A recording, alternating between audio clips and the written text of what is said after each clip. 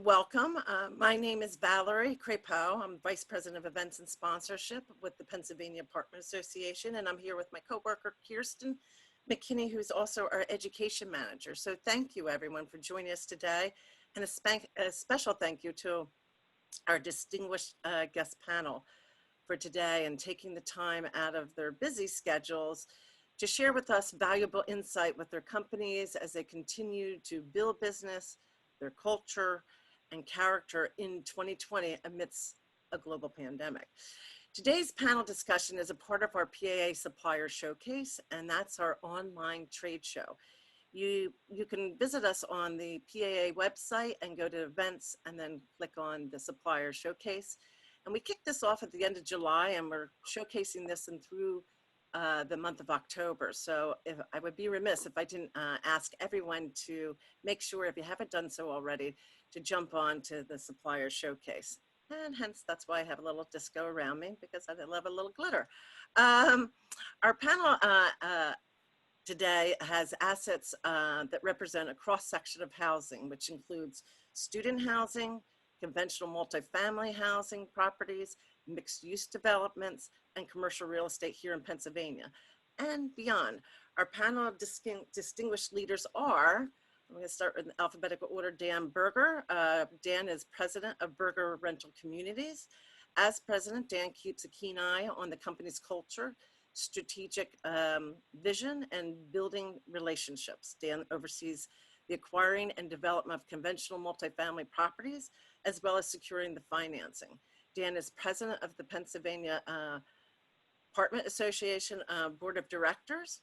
And next we have Greg Curci. Greg has been in the real estate investment for over 20 years and has acquired, managed, and sold over $3 billion worth of conventional multifamily assets over the course of his career, with emphasis in repositioning and value-added opportunities. So as the Senior Vice President of Operations at Morgan Properties, Greg oversees all strategic property management operations, as well as Morgan Properties marketing, training, and project management departments. As a member of the Morgan Properties executive team, Greg also is intimately involved in the firm's transaction efforts and is currently in the midst of acquiring 19 properties, closing next Tuesday, in addition to managing dispositions of a couple of the firm's assets in Maryland as well as New Jersey. So welcome. Robin Flagler, AION Management President.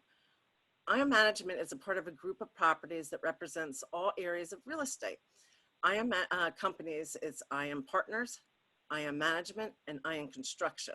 AION Management was formed in 2017 to create a best-in-class property management company dedicated to providing excellent customer service and value to the residents.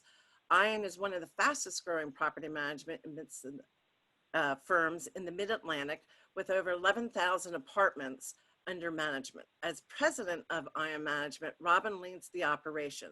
Robin serves on multiple boards, including the PAA Board of Directors, NAAEI, and New Jersey Apartment Association. Welcome. Miles Orth. Miles is the principal with Campus Apartments, serves as Executive Vice President and Chief Operating Officer of Campus Apartments, Inc. Miles is responsible for the company's overall business operations and strategic initiatives, including the day-to-day operations, management of the company, real estate assets, and also includes extensive portfolio of purposeful built student housing, conventional multifamily properties, and mixed-use developments. Miles serves on the company's executive committee as well as its investments committee. Miles also is former board president of PAA-East in 2017 and 18. And all of this wouldn't have happened today if I say is with our company Entrada. Today we have our moderator who's going to be moderating the panel here, and it is with great pleasure that I introduce to you Virginia Love with Entrada. Virginia is no stranger to the multifamily industry, and particularly in the Atlanta region. Virginia is Entrada's industry principal. With Entrada leadership team, she utilizes her experiences and expertise to assist product and development with new products and features, and works closely with clients to ensure that they are getting the most out of their Entrada program.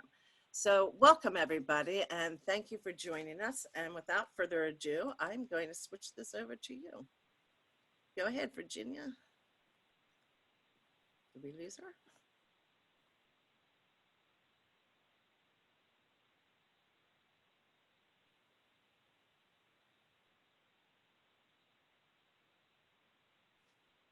Can you hear Virginia? Am I the only one here?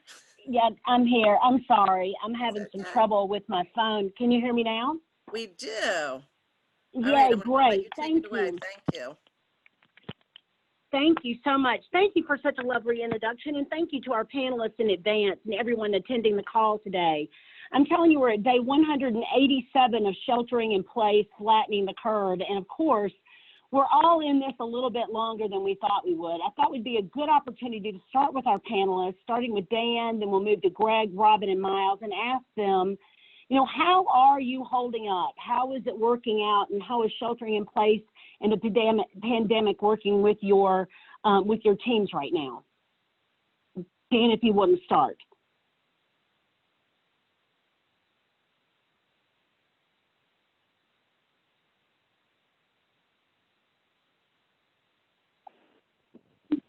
All right, can you hear me now? Yes, we can hear you.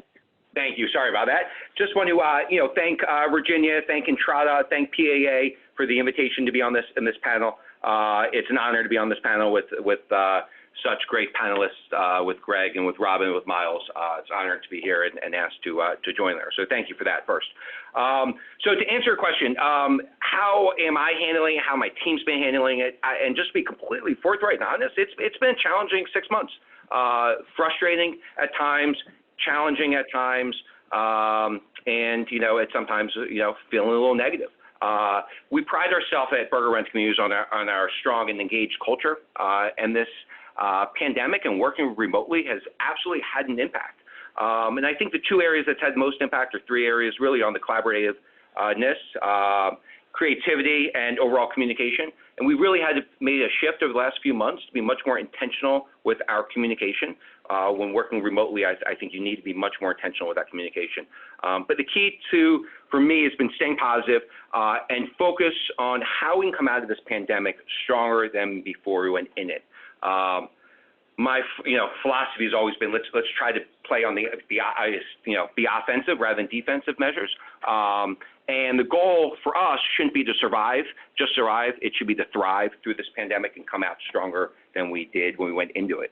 And let's try to exceed our previous expectations. And we've done a lot with that by focusing on new initiatives and initiatives that, again, you could be on the offensive side, and initiatives to grow our company. We've had several large acquisitions over the last few months. We focused on employee engagement and maximizing customer service through this pandemic. And I think it's helped me, and I think my team, really on the overall morale. But for that, playing defense, it does take a lot out of you. It's been challenging a few months, but especially considering we were hoping to be further along in this pandemic by this point, but making the best of it. I love the fact that you said you would come out of it better than you got into it. So how about you, Greg? Yeah, thanks, Virginia. I hadn't realized it was 187 days, so thanks for that statistics. I'm here to help. Yeah. Yeah. And 187 days in, and we're still not getting the mute button right sometimes, myself included. True. I'll say this. I think I can say that we've settled in here, is what it feels like to me. April and May were the wild months. Lots of uncertainty and adjusting going on in those months. And I like Dan's phrase, intentional communication. I wrote that down, Dan. Because I think all the communication that went on in those first couple of months probably was intentional, but it was drinking from a fire hose for sure. But sometime in July, I'd say that there was probably a shift in July, at least in our organization, where it felt like the daily conversations became a little less about all things COVID and more of a return to typical business discussions. And that's when we began to reignite some of our stalled business plans. We began the initial steps of acquiring new assets. and as well as, we were originally going to sell some properties and we decided not to sell them. And then in July, we said, you know what, I think it's safe. I think we can sell some properties right now. So we sort of reignited those efforts as well.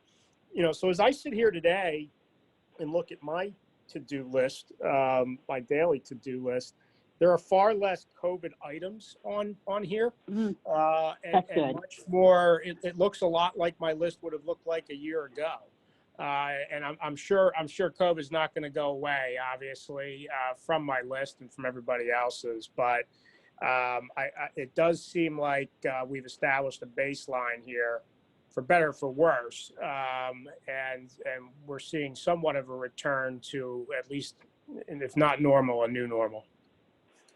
That's got to be a good feeling for you and your team. How about you, Robin? Good morning, everyone.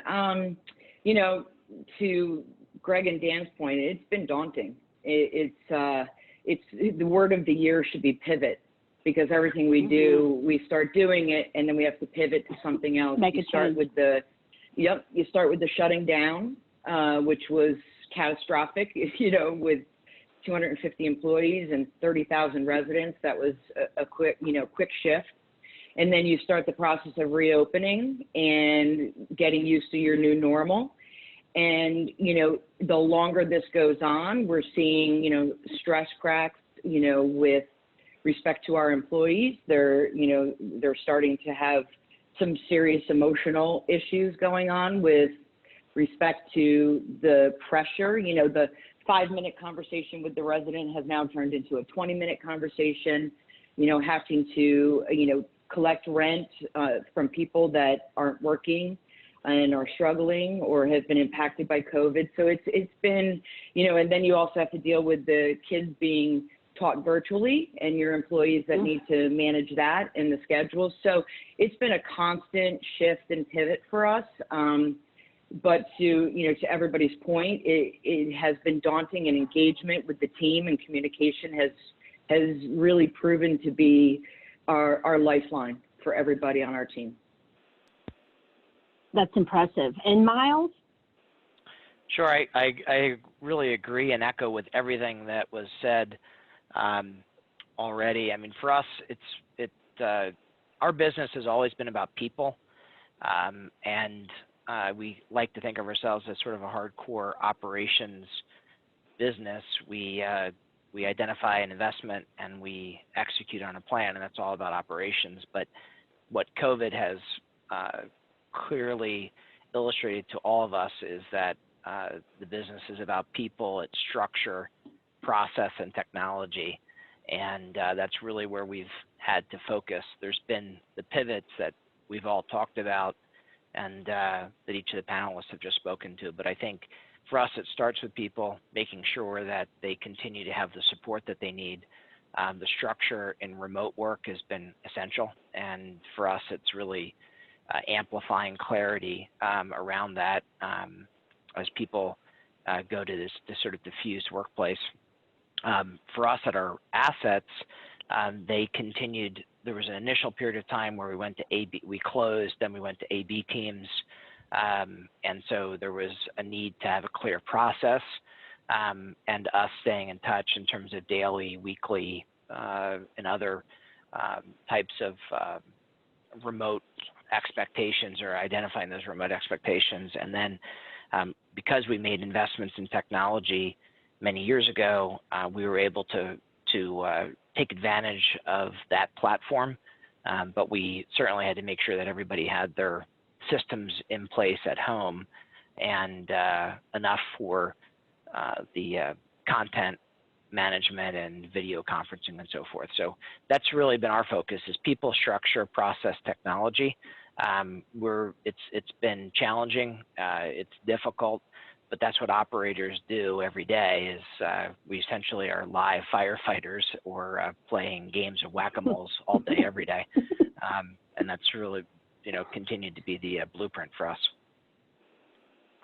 That's great. Let's move on to the next slide. I do love how much you all focused on your people, and in our conversations in preparing for today's panel, I made copious notes on each of you talking about your culture. And for me, the highlight, if there's a highlight of all this, is how important the site level teams, those income generators are, and that they are essential workers. So I'd love for you to tell us how your company culture has helped you drive your decision-making process during COVID-19.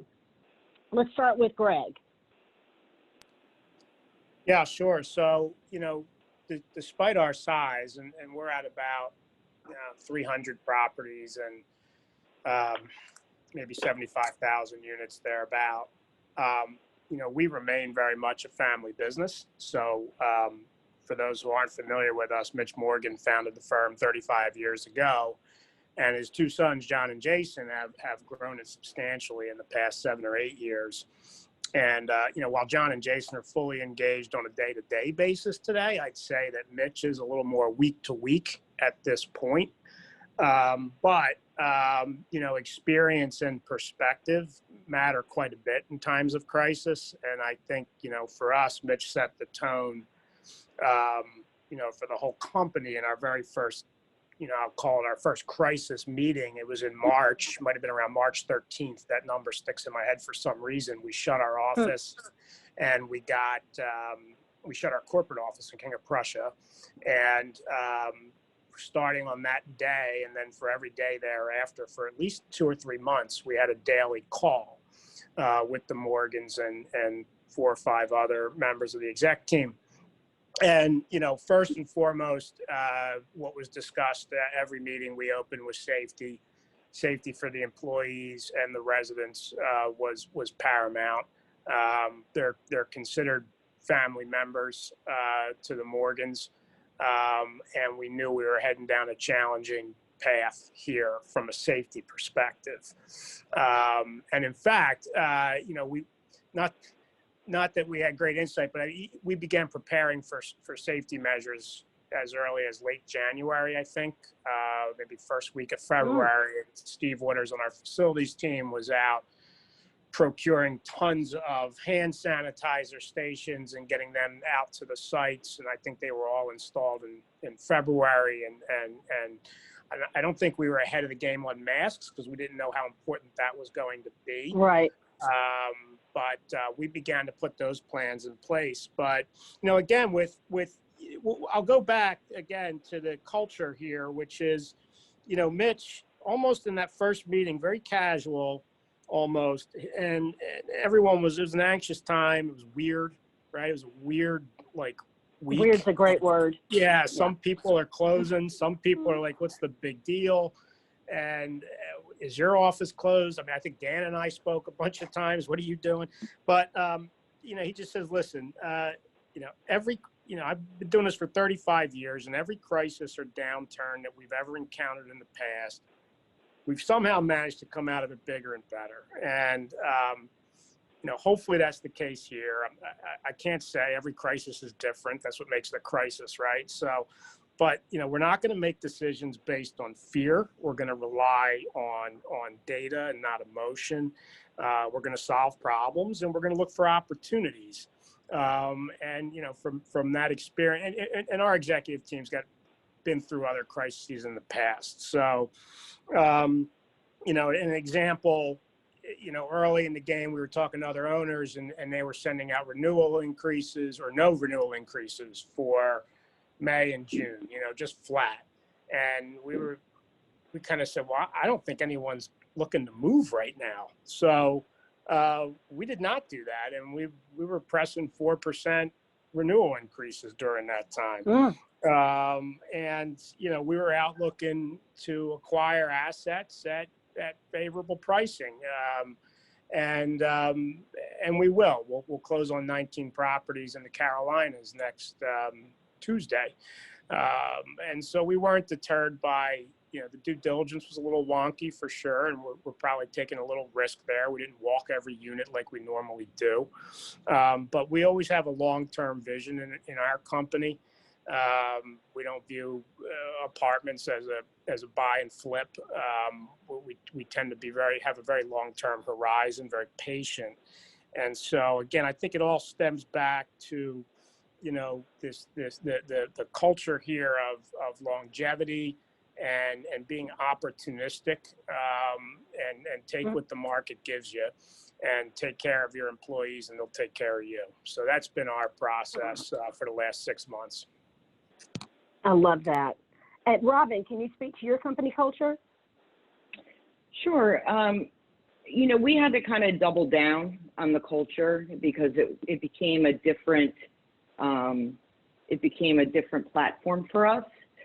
We'd always been, you know, striving for employee engagement, and we, you know, would survey our employees and so on and so forth. And we completely shifted because now we were talking about the health and safety of our residents and employees. That moved up in the line, right? And it was, you know, we have done, you know, quite a number of employee surveys and reacted to the feedback we got from our team to make that experience better. You know, the corporate team went remote, so we were all sitting in the safety of our homes, and we had to continue to concentrate on exactly what our teams were experiencing, the fear of reopening, the fear of not just doing emergency service requests, and now we're going to go into apartments on all service requests. So it's been very, you know, eye-opening for our leadership team because we had to keep constantly putting ourselves in their shoes, where we all have been operators, but this was a whole new operation. So we really worked hard to make sure that we're keeping our teams motivated and, you know, sending them thank you cards and, you know, having virtual meetings. Thank God for Microsoft Teams. And we've given out mental health days and, you know, all of that just to try and keep the teams, you know, engaged and understanding that as long as they knew we were supporting them, providing them with guidance, providing them with clear direction, we were giving them the tools to be successful. But it's been a completely different process than what we had previously. So, you know, you go through this business. I've been in this business for 33 years, and, you know, I could basically do my job in my sleep, right? You know, you have new things that come up, but every day has been a new situation, a new decision, a new policy that needed to be created. And that's very difficult on the teams. Besides handling everything else, they're handling that constant change, which is hard. Somebody said to me early into this, I was talking to a client, and they said, we're tired of learning something new. And I'm like, I get it. Like you said, it's just different all the time, and the teams were having to make a lot of changes. Miles, can you speak to your company culture and how it helped you make some decisions during this time?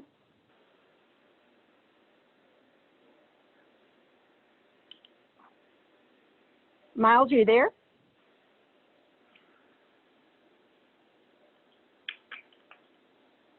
Well, what about Dan? Dan, are you available to speak to your company culture? Great. So similar to what was said, but, you know, our culture is really about, you know, our philosophy is engage employees that love coming to work every day. We'll make sure our residents love coming home to their apartments every day, every night, and the business will be successful. As I think Robin had stated, you know, we had to shift to focusing on safety as paramount, as number one, number two, number three most important thing was around safety. You know, like Morgan, we're much smaller than Morgan, obviously, but we are long-term focused and opportunistic as well there. So looking for some, as I said before, some offensive strategies and looking for growth in the midst of it. The one thing that I think helped me was, you know, sitting at home, my kids are screaming. The best thing for me was get in the car and drive, and actually to go out to some of our properties. I did a deep amount of site visits while staying socially distant from our employees, and went out and just wanted to talk to our site employees more than ever. Just to get a sense of what they're going through, and then from them to hear from me about understanding what their situation is and how we could help. So, you know, I personally did a lot more outreach to our site employees, maintenance technicians, leasing consultants, the on-site frontline team members that I need to make sure felt safe in order for them to communicate safety to our residents. If our employees not feel safe, our residents would not feel safe either. So, you know, our executive team, our leadership team really, you know, spent as much time as possible on site, socially distanced, or just making phone calls to the on-site teams to listen to them, find out what they needed during this time. I bet they were so appreciative to see you come out on site too. That makes all the difference in the world when you feel like you're out there by yourself. So I think that's remarkable. Let's go ahead and let's go on to the next slide. And I have Greg and Robin to answer a question. Robin, you said that the word of the year should be pivot, 100%. Like everybody had these ideas of all the things that they were going to do in 2020, and business plans have had to change a little bit. Can Greg then Robin speak to like what that looked like in that change, and how did you keep those teams focused, safe, motivated, and making sure that pivoting was going to be, something positive?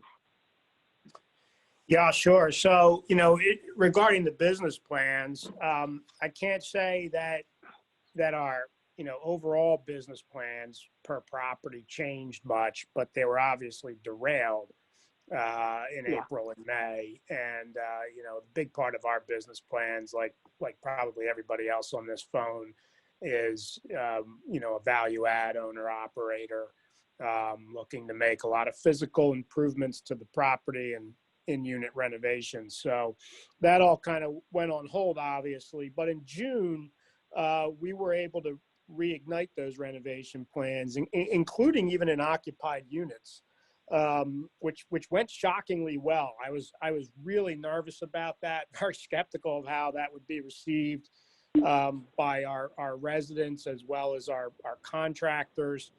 But I guess by June, people found a comfort level, and we had appropriate safety protocols in place to have that done in as safe and inobtrusive way as possible. Now with the business plans, what we're running into really are more supply chain issues. First, it was procuring washers and dryers a couple weeks ago. Then it became a refrigerator issue. Those seem to be the most predominant hurdles that we're facing right now from a supply chain standpoint. Although by location and property, we've had granite issues, cabinet, it runs the gamut. So everything's wonky. So clearly we're delayed on some of these business plans. I expect our budgets in 2021 are going to look fairly similar to our budgets for 2020. It's kind of hard to forecast off of that. Keeping the teams focused, safe, and motivated, tough to do, especially, in our organization. A lot of our site teams and our regional managers are bonused off of, performance, economic performance, financial performance of the properties. And usually it's against what their budget was.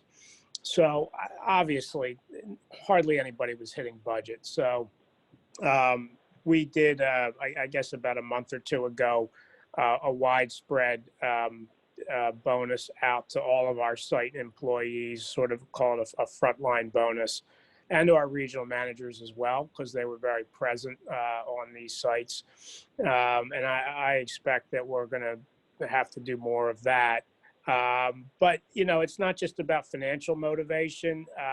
It's keeping the teams focused. And that's not something that I can do easily. It's hard for me to have a weekly call with 2,000 people. And that's when we really rely on our regional managers and to some extent our area vice presidents to be out and present. They know these people on a personal level, and everybody, as it's been mentioned, obviously, no one's untouched by this from a personal level. So everybody has personal challenges in addition to the amplified work challenges that they face. And that's where the regional management teams really come into play for us in trying to be a calm voice in the room and a reassuring voice in the room. So that's been us so far. That's great. And Robin, I know when you and I caught up about the panel, you mentioned the great links that you had gone to about having suppliers out on the site. So I was going to put you a little bit on the spot before you answered the question and make sure you shared those details with our audience, because it was so impressive. So, same with Greg, our business plans really didn't change. They just had to be somewhat altered. When we did start to do in-unit work, we needed to ensure that we were not putting our residents in jeopardy. We did give our residents the option. So if we were, installing sub-meters, we did give them the options of, not having the work done because we wanted them to have that choice. But what we've done with our vendors is if they are coming from out of state, they have to quarantine for 14 days before they can start work. So they have to quarantine in the state that they're doing the work in. We also need positive COVID tests for every single person, negative COVID tests for every single person going into the apartments. And, we take the copy of their driver's license so we can do any kind of tracing if an issue arises. And then we also have a very extensive PPE program that they have to adhere to. So I think that is, one of the biggest shifts to our business plan. We're also going on a 30-day basis. So, for example, all jobs, CapEx jobs inside units had to be done by September 30th, which I just extended to October 31st, because I'm watching the positivity rate in each state that we operate so that I'm ensuring that we're not putting anybody, putting additional people on the properties that don't need to be there. So I think that's the shift. Also, this is costing our vendors more money. And it's costing us more money. So, we have to be cognizant of that as well. But, we are a value add company. So we're full steam ahead on trying to get all of our CapEx done because we don't know what's going to happen in the winter with the regular flu as well as COVID. As far as keeping our teams, safe, focused, and motivated, that's a constant situation. To Greg's point, we also did a 5% bonus for everybody who has, almost as combat pay, keeping everybody motivated and thanking them for, we've adjusted hours for them. We've been very conciliatory to try and keep our teams motivated. And, to Greg's point, it's not always financial. It's also about trying to hit those buttons that keep them going and showing up to work every day.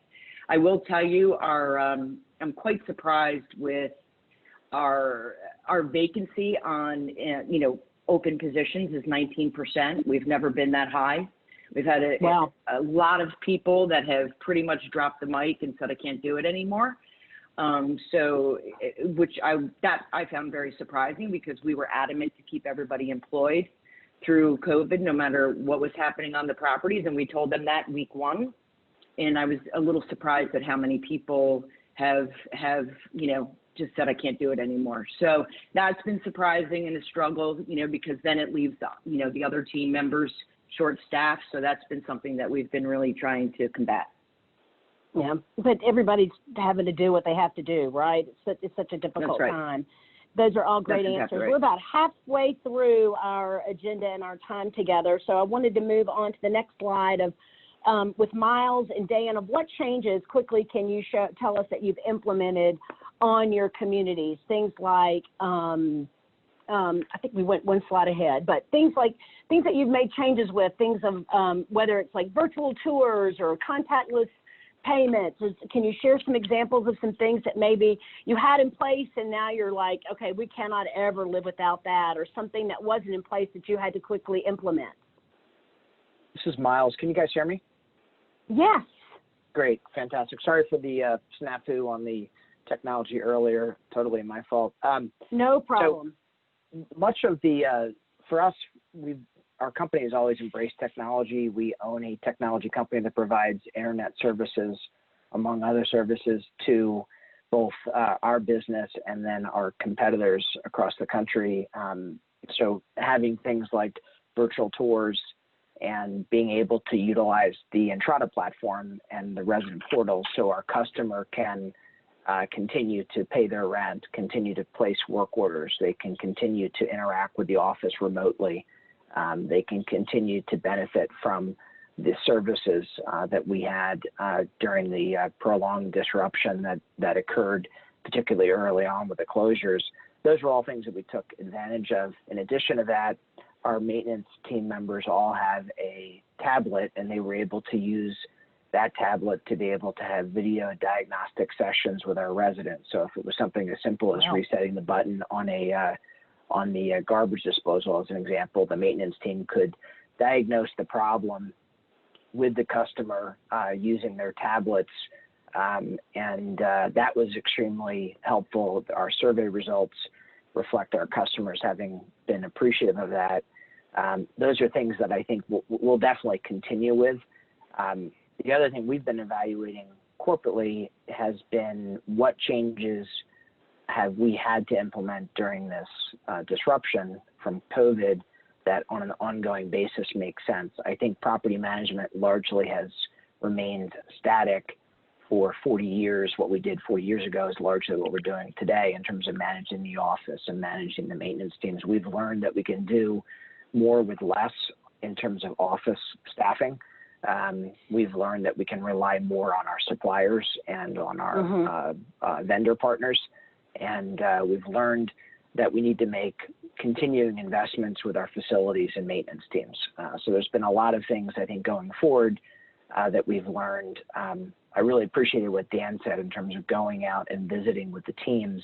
I think, again, because it's a people business, we can't run these investments without the teams that we have, providing the support to our employees, those that might have caregiving needs or whatever the case is, just so that they can deal with the shock to the system, both initially and the ongoing management, which is difficult, to be honest with you. We have our business, multifamily apartments, has a lot of moms, single moms with kids, and they're basically, our employee. They're a teacher, they're the caregiver, and we have to make accommodations for that new normal that we're dealing with. But that would be my approach. And I think we're continuing to study those things that we're going to have going forward from a technology standpoint, and how we're going to rework our management offices at our locations across the country. It certainly has made the industry move forward, has it not? I think that's another positive. How about you, Dan? Yeah, very similar. I mean, the industry absolutely has moved forward with technology. I remember, it's interesting, I remember, Greg, I think it was me and you that spoke maybe a year ago. We had launched self-guided tours, virtual tours, probably about a year and a half ago. And we're playing around with it. I remember Greg and I talking about it. Was it working? Was it not working? And we had been playing around with this concept for about 2 years, seeing this was the way of the future. And I think this, COVID just kind of put it on rocket speed. But a lot of, with respect to our leasing and our residents, a lot of what Miles said, same true with us. I mean, and that technology is here to stay. I think one area that was more challenging was, we always made sure we had the right technology in our offices, our site offices and our home office, our corporate office here. When employees start working remotely, now we have to make sure they have the right technology at their house. And what was frustrating and challenging was we can't control their internet speed. And when they have their kids at home and their kids are home on Zoom and the bandwidth they have at home, and now they can't do a Zoom call with us or a Teams meeting with us. So now we're worrying about, instead of just our site offices and our corporate office, we're worrying about the home offices of people where they live to make sure they have the laptop, the scanner, the printer, and the internet in order to work from home. So that was challenging and continues to be challenging. We've also started looking at, we have some new developments we're working on, and how do we make sure those new developments are set up for the way of the future. Looking at floor plans now, where maybe we used to have more 1 bedrooms, now it's 2 bedrooms or office in that 2nd bedroom. Looking at floor plan configuration for future developments, looking at amenity space as well, and converting some amenity spaces into like Zoom rooms. So thinking that, Zoom and Teams is the way of the future, and people are going to be working remotely, indefinitely, more than previously pre-COVID. So how do we help that? How do we help facilitate that with some amenity space as well?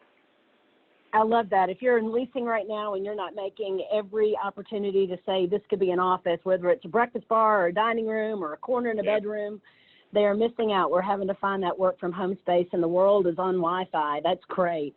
That next question we have is what is standing out about your teams and those that support them? You've all spoken about the site level and the regional managers. There's been countless stories in the industry about how folks have been doing grocery shopping for residents or taking food to first responders at hospitals. And I know in my conversation with some of you, we talked specifically about some things that had really stood out. So I was going to see if Robin, Dan, and Greg could give us a quick example of something that has really stood out in your mind through this time that that your teams have been super impressed, that you've been super impressed about from your teams? Well, what I'm so impressed with is their amazing strength. I can't get over how our team has, and I'm sure everybody's team has risen to the occasion and accepted that this just needs to be done. There was no complaining. There was, people are feeling the stress of it, but it wasn't like, why are we doing this? So I'm very surprised by their strength, their ability to turn on a dime and to be flexible. And our marketing team has, really done a great job. We stopped all events on the properties, but they created, a cooking class for the residents. They created an interior decorating class for the residents and a concert, and everything's virtual now. So, and we've had great turnout for that. So my marketing team has really, really stepped up, and they dug in right away, and it's been very impressive to me. That's awesome. How about you, Dan? So what stands out, their strong work ethic, commitment to our customers, and safety. The one thing that's been really impressive is the recognition that they had jobs, and while millions of people around the country did not. We look for, when we're hiring people, the one thing that we look for more than anything else is empathy. And we hire people that are, that have empathy, care about other people. And we have a nonprofit charity arm of the company called Hope and Door, which really just helps less fortunate people, families that are less fortunate, fall in tough times at no fault of their own, prevent them from being homeless.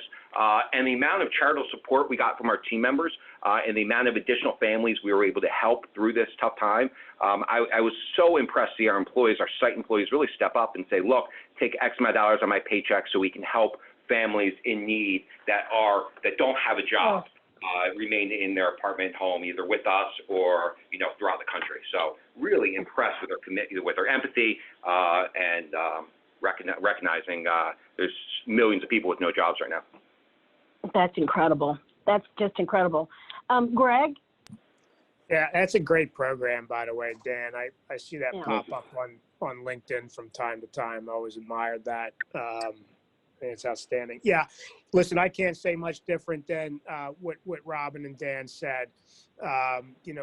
We've made our financial donations to first line workers and the like, and our site teams disseminate that. But really, our site staff has had to become morph into financial consultants. They've had to morph into career counselors. They've had to morph into psychologists, like Dan said, empathy. There's a lot of distress amongst our resident base at a lot of our properties. And so, and then like we said earlier, there's distress in people's personal lives, right? This is the big thing, is that, this crisis isn't just contained to work. It's affecting everybody, no matter where you are. In an organization, you have personal challenges, and these folks have to go into work and help others work through their personal challenges and then go home and deal with their own. So there's a tremendous mental fortitude that absolutely blows me away from our site staff. I'm in awe of it.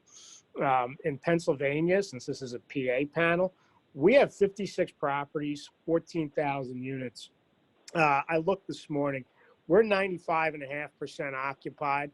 Our collections have averaged between 98.5 and 99%. We've had a 64% renewal rate, and we have year-over-year effective rent growth of 4.7%. And I didn't lease a single unit, and I didn't collect a single dollar. That is 100% done by the folks at the site level, and I'm in awe of it. And I hope everybody else on this call has, similar statistics to boast about. I suspect they do. That's impressive. They know how to run a business, 100%. So our next question is for Robin and Miles. One thing I know is that we have several of those supplier partners on the call today listening to this panel, and I'm sure they're wondering how you're involving them in budgets for 2021, since it's going to be really kind of difficult to go back on previous year's performance. Is there any advice or any tips that you can share and what your theory is going to be and your philosophy is going to be for 2021? Well, I think first of all, they should get us there. The supply chain is a struggle, as Greg was saying earlier, and I think that they should set the expectation, as this continues on, of what might be, in the future for us. I also think that at this time, August, September, they should be providing their expected their expected supply increases for next year. Because, the budgets are going to be a challenge, especially with the eviction moratorium being extended to December 31st. The bad debt on some of these properties is going to be pretty significant, and cash flow is going to be a struggle on some of the underperforming properties. To Greg's point, PA has been really, really good with, collecting the rents and keeping occupancy high. So I think that, our vendors need to make sure that they're providing us with expected increases for next year. Specifically, I think workers' comp, health insurance, property insurance, all of these things are going to be pretty high next year, just because of everything that's going on with hurricanes and fires and, situations that are going on all over the country that are going to impact those suppliers. So I think that they need to partner with us and really kind of have a conversation with us to let us know what they expect, worst case scenario, so that we can anticipate, what's going to happen. We want to continue buying properties. We want to continue putting, CapEx into properties. But if the supply chain is going to slow down, we need to expect that, so, we're budgeting properly. Yeah, that's great advice to communicate that. How about you, Miles? I think I would literally just echo everything that Robin just said. We operate on an academic year basis. Some folks operate on a calendar year basis or some other fiscal period. And for the suppliers, hopefully, I think most folks in our space, particularly operators, are engaging with their suppliers on a regular basis. They need that data. They need to know where the disruptions are going to be and what the cost changes are going to be. The suppliers themselves can and should go out to their multifamily partners and say, this is what we're seeing. And some of our partners do an unbelievable job of providing us a lot of information and intelligence way in advance about what they're seeing, whether it's on utilities or their deregulated market and opportunities to procure energy or waste removal, those types of things. So the more information a supplier can provide, the better. The farther out it can go from a projection and trend analysis standpoint, the better. And I would say also to the suppliers not to wait for an operator to reach out to you. Most operators are busy and have not enough people and too much happening, and again, playing whack-a-mole. So if you can reach out to them and provide that information, you become a terrific resource to them and become indispensable. One thing that I love that, one thing that we had decided on early in this at Entrada was that we wanted to be a resource to everyone, not just our clients, but everybody in the industry. So I think that was good, that's great advice of you to say, reach out, say, what do you need? How can we help? Because it's not just you and it's not just them, it's all of us, all of us in this together. So that's wonderful advice. So here we go. One thing I want to say real quickly, Virginia, if I could, this is Miles again, just to comment to your point. Most of the software systems, and we all use software in order to operate our businesses, have been participating in the NMHC rent tracker. We track our own collections on a daily basis, but to be able to have that information as one example of what you're talking about, where you guys have been transparent, you're using your database in conjunction with Yardi and RealPage to be able to provide very valuable information. And it's a good example because not only is it available and important for multifamily owner operators, investors, et cetera, but it's also been incredibly important to our political leaders in Washington and in the state's capitals that are reviewing eviction moratoriums, or they are making decisions about rent support for tenants or residents across the country. It's a great example where that information becomes power, and the transparency that we can provide for our industry to our political representatives has been incredibly important. So kudos to you guys in Entrada and the other software companies out there to participate in that data collection. That's been great. Thank you. Thank you. Our pleasure. I agree with you, Thank Miles. you so much for making that point. Yeah. That is a great point. It's been our pleasure, and it's 3 simple points that we all are sharing, and then we do a little bit deeper dive into it afterwards with just our data. But it's been great to partner with the others with the others in the same space that we are, and take a look and see what we're all doing as an industry. It's been very empowering.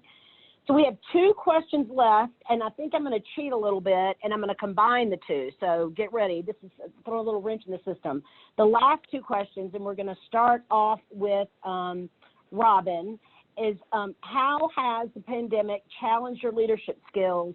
And the next question is about the resources. What resources are you leaning on? So this is a little bit of a personal question.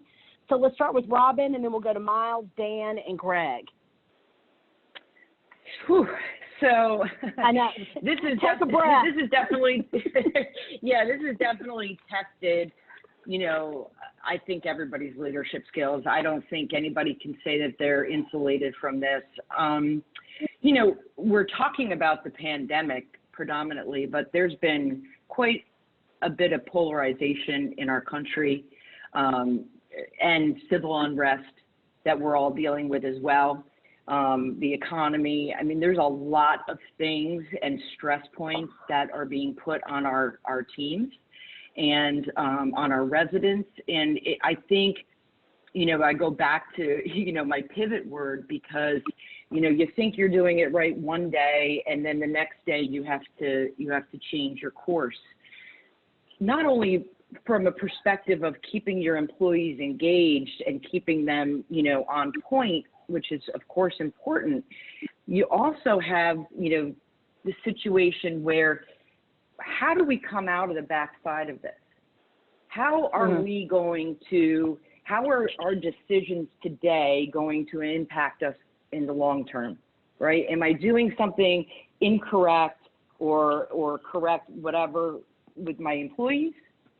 Am I doing things correct with my residents? We don't even know what's going to happen on the backside of this. And we got to believe that all the decisions we're making today are sound decisions, but they're harder decisions every single day, because you have to think of the long-term impact of something you don't know. You don't know what's down the road. So I think that has been my biggest struggle as a leader, is, kind of making sure all my chicks are protected and keeping the company protected. For resources, I would say our biggest resource, of course, is, our company was completely paperless before the pandemic even started. And I'm finding it very interesting that even though we reopened our offices in July, I still have over 60% of my prospects still wanting a virtual tour. Wow. So I think that is a virtual piece, fine-tuning the virtual piece. We're trying to find, our teams, we're doing them, Facebook, Zoom, so on and so forth. I think we can start to fine-tune that a little bit more so it looks a little more professional, instead of on the moment. But that's been our biggest thing, is our technology. That's been a huge help to us to be able to, and it's Entrada, of course. So it's been a huge help for us. So anyway, but as a leader, I think we're all, kind of trying to keep everybody, the whole burden of our companies on our shoulders. And I think it's been a great learning moment after so many years of doing this to learn new things about yourself and self-reflection. And, am I doing the right thing? That's a question I ask myself every day. Yeah, good for you. That's amazing. How about you, Miles? So I find myself agreeing with what Robin and others have been saying. And Robin, I think you just hit the nail on the head really well. I think part of our responsibility in our positions, but it's true whether somebody is a leasing manager or a general manager running a business, it doesn't matter. We have to take care of ourselves. I think the COVID pandemic has accelerated a lot of things. It's accelerated technological changes in our businesses, but it's also accelerated the expectation that we have to take care of ourselves. We can't ignore our body. We have to be replenishing it. We have to be reading, so we have to replenish our mind and stay on top of what's happening at sessions like this. I've changed really a lot of what I'm doing in terms of what I'm eating, to what supplements I'm taking, to participating in more conversations with people outside of my business, outside of student housing specifically, but also outside of apartments and real estate, to sort of break out of the isolation. I think we move so quickly, we can silo ourselves, and we have to break out of that so that we're hearing and participating. But we need to encourage that amongst our general managers, so they're participating in the local chamber in addition to the local apartment association, so that they are hearing what their colleagues, other managers or other salespeople or other maintenance people are doing. And I think we all have had to adjust sort of the narrative in terms of how we lead, how I feel like we've done a much better job communicating and creating connections with our employees. I think it was Dan, but it may have been Rob, and somebody was talking about the connections and getting to know people on an individual level. It helps them. It gives them some resilience. It helps us each develop some grit to get through the difficult times. And so if we have an employee that we didn't know before, but we know now that they're a single mom, they've got 3 kids, and they're having to be the teacher plus our general manager, it gives us a different perspective. So it's adjusting 100%. our narrative and expectations. And I want to come back to something that Dan said, because I think each of us can do this, whether we're the owner of the business or we are a part-time salesperson at a property, and that is creating and being very focused on sort of the symbolic acts. Dan talked about going and seeing his properties. I guarantee you that impact has been far-reaching in his organization. So those sort of surprising or symbolic moments, everybody, no matter what their role, can create that, participate in that, and have that be part of their new normal.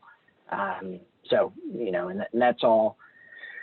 I think part of, from the perspective of leadership, it's about mobilizing your team, getting them focused, and staying ahead of the curve versus having circumstances sort of control you. That's great. That's awesome. Dan, what about your leadership skills and some resources? Yeah, so they definitely have evolved over the last few months there, and consistent with what's been said before, but 3 or 4 key things I think I've had just to pivot or think through. First one is really just be authentic and be genuine. We're all frustrated, and sometimes as leaders, we're on stage sometimes, and I found it helpful to just be myself, show it, be real, human.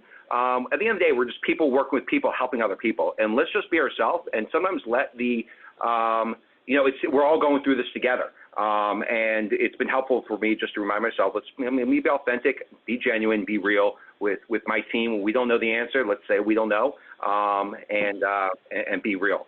Second, I mentioned before, is communication. I think communication has been key, communicating our vision, communicating company results, company pains, company mistakes we've communicated, initiatives.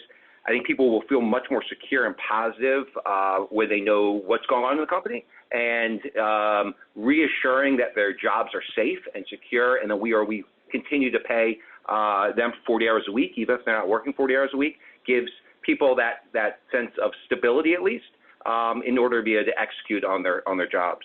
I've also been thinking a lot about over the last few months about control and really just how much we lack.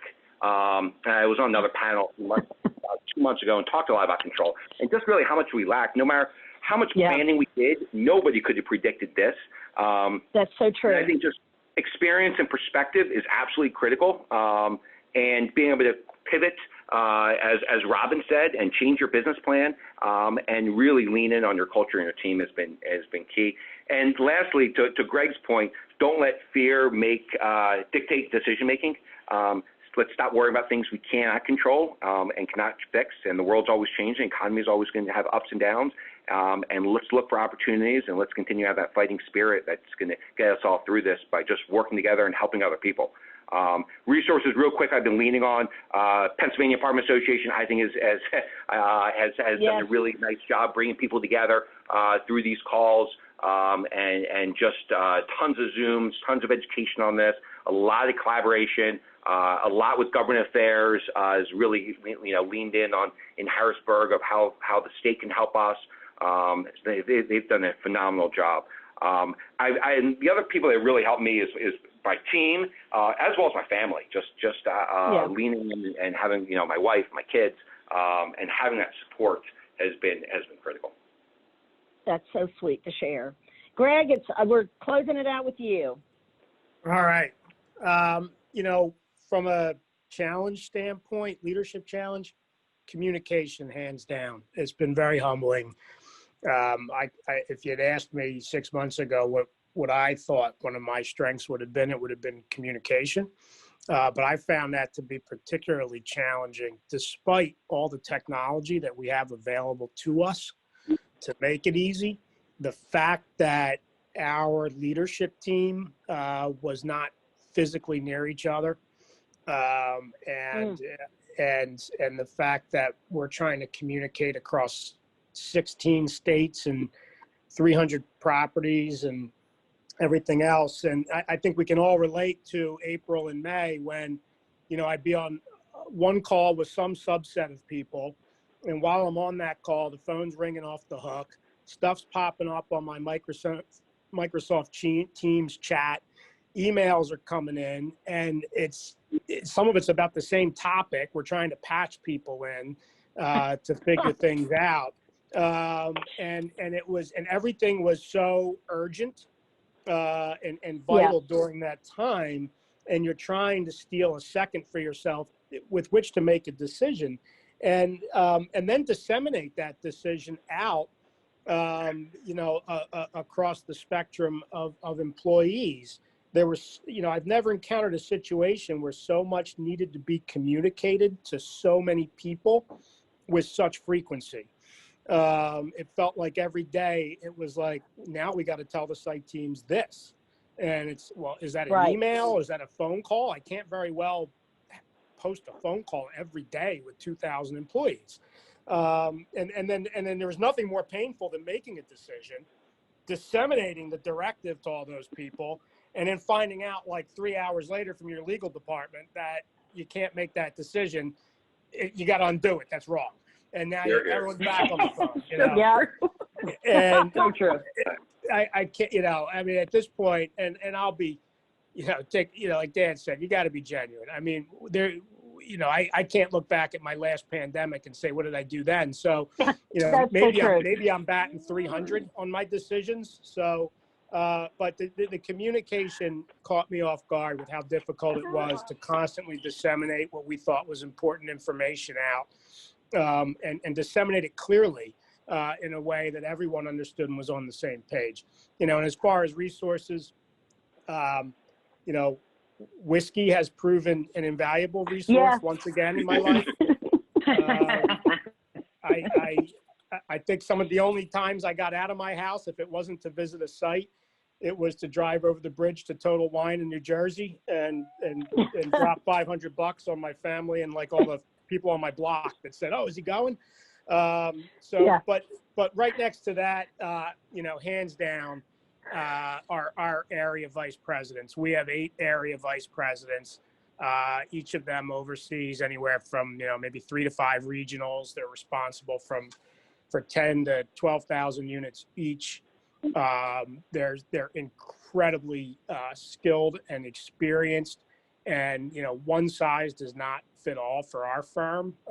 Like I said, we operate in 16 different states, so I can't always put a directive out that fits everywhere, and we really had to rely on the skill set of those area vice presidents. And to put a name to that, since this is PA, Christine Beechen's our area vice president in Pennsylvania, and she's been absolutely outstanding. She solved problems that I didn't even know about, I'm sure, every day. And she probably solved a lot of problems that I created and didn't throw it back in my face. So that's been my support throughout the last 6 months. So you have a side hustle as alcohol delivery. That's not a bad gig in a pandemic. Good for you. Right.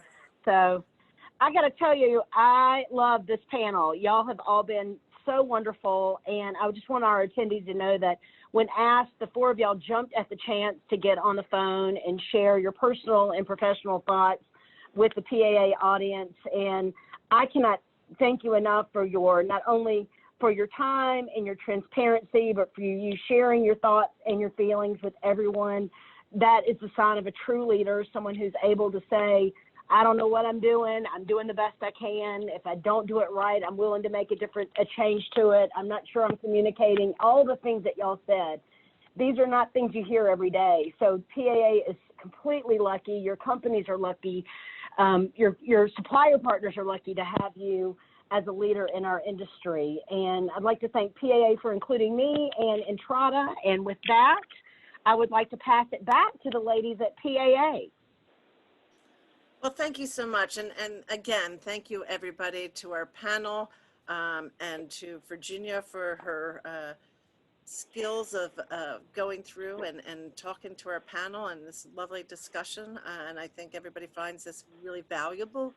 And in addition, we have Angela Kleebler. She's been behind the scenes, but she's been fantastic also with Entrada. So I just wanted to make sure I did give a shout out to her.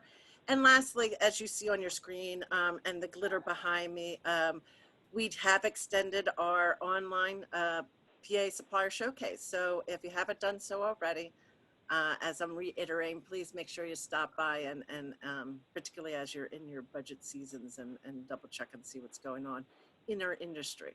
So once again, thank you everybody. We really, really appreciate your time and your thoughts. Thanks.